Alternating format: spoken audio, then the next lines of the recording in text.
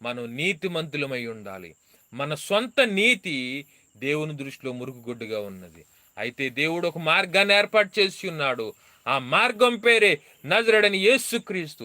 యేసుక్రీస్తు నందు నీ విశ్వసించినట్లయితే ఆ నీతి నీకు ఉచితంగా ఇవ్వబడుతుంది. నువ్వు ఉచితంగా నీతిమంతుడు అయిపోతావు. రోమిలకు రాసిన పత్రిక 5వ అధ్యాయము 1వ వచనం చదువుతున్నాను. కాబట్టి విశ్వాసమూలమున మనము నీతిమంతులుగా తీర్చబడి విశ్వాసమూలమున మనం నీతిమంతులుగా తీర్చబడతాం.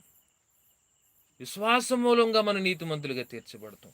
మన క్రియల మూలంగా నీతిమంతులుగా కాదు.